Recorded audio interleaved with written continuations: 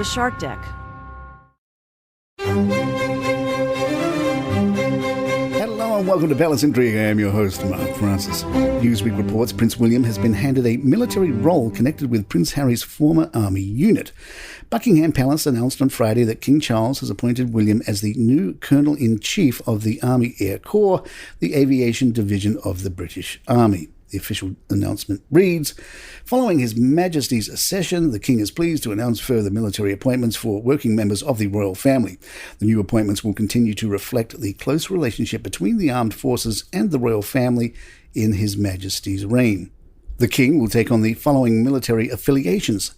Sponsor HMS Queen Elizabeth, Colonel-in-Chief, the Royal Scots Dragoon Guards, Colonel-in-Chief, the Royal Tank Regiment, Captain General, the Honourable Artillery Company, Colonel-in-Chief, the Royal Regiment of Scotland, Royal Honorary Air Commodore RAF Mahon, Air Commodore-in-Chief RAF Regiment.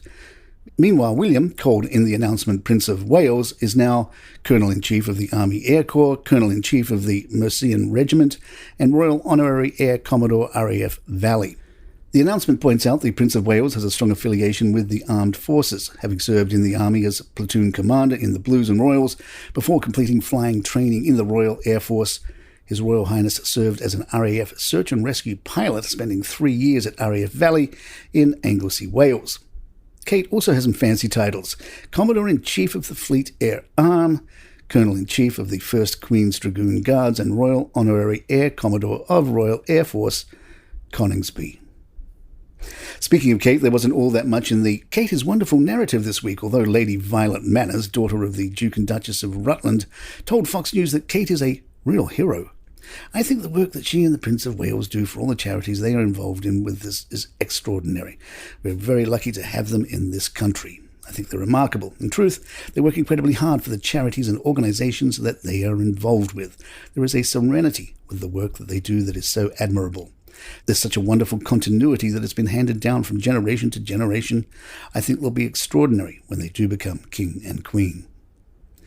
With Harry losing some titles, Palace Confidential's Richard Eden believes the royals should take even one more step. Eden said, they should be going much further. What actually matters is that he's still in line of succession. God forbid if something was to happen to the royal family, he would become our king. That should end. He should be removed from the line of succession, and he is still one of those councillors of state that can stand in for the king. Why not remove him? It's ridiculous to be doing petty things to the website. Deal with the big things and make the big changes that matter. Royal author Robert Jobson believes that even if Meghan Markle became President of the United States, Charles would not mess with the big titles.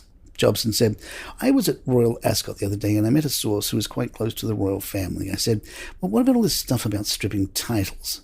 If you're going to have a President Meghan, then surely they're not going to want to have their royal titles and they will be kicked out of the line of succession, I asked. The insider source replied saying, it's just not going to happen. Charles and Camilla's secret to long marriage is unusual bedroom arrangement. Separate bedrooms. As for why Charles and Camilla retire to different rooms in the evening, it's apparently because of the King's health. Yahoo tells us Charles suffers from back pain and sleeping alone is believed to help ease those problems.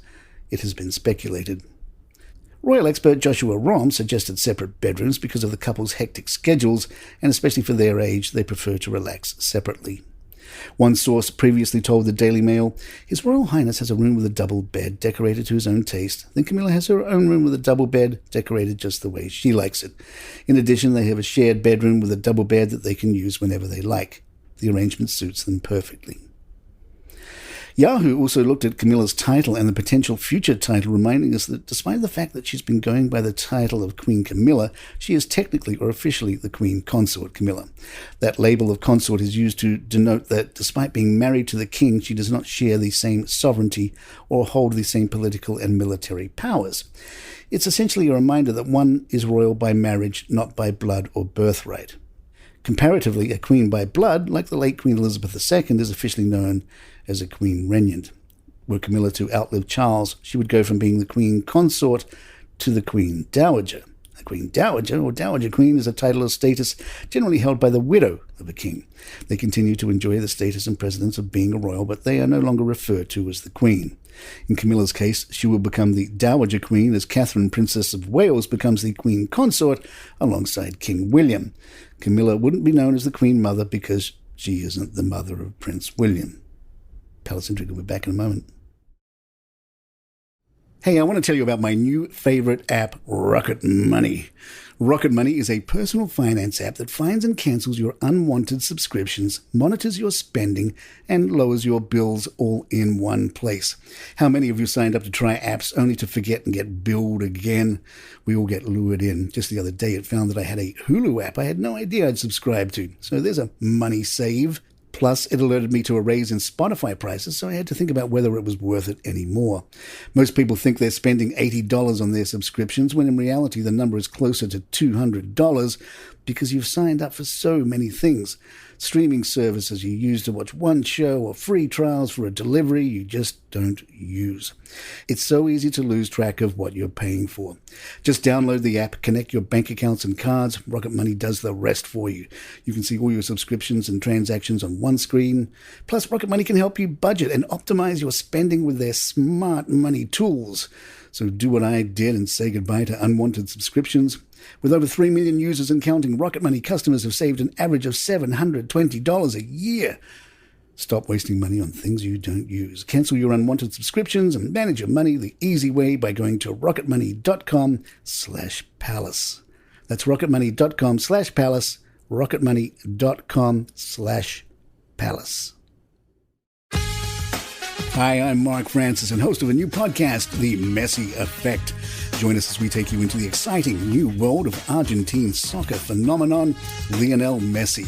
And his new life at Inter Miami will bring you into the glitz, the glamour, the star-studded events, along with the exciting journey to a new world of U.S. soccer and international football with news and stories 3 times a week. Come along for the ride as Messi, Miami, and Major League Soccer experience the journey of a lifetime. Get the Messi Effect wherever you get your podcasts.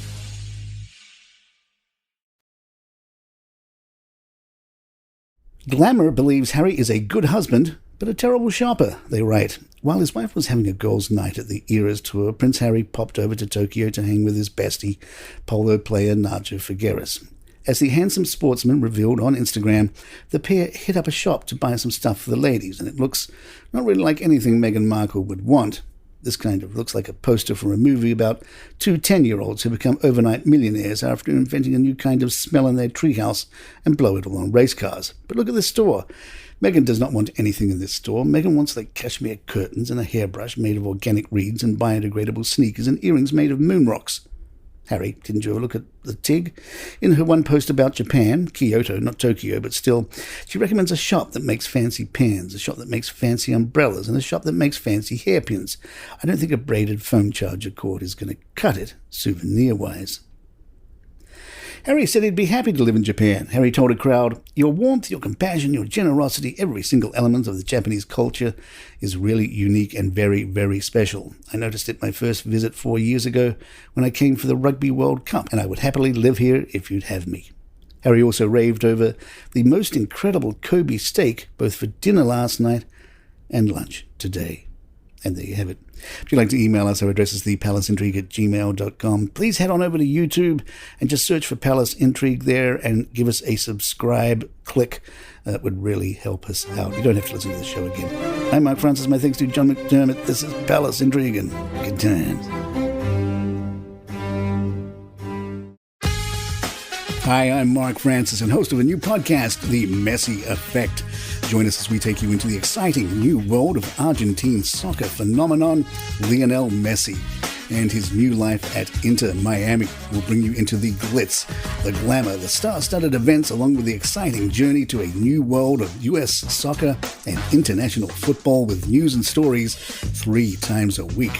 Come along for the ride as Messi, Miami, and Major League Soccer experience the journey of a lifetime. Get the Messi Effect wherever you get your podcasts.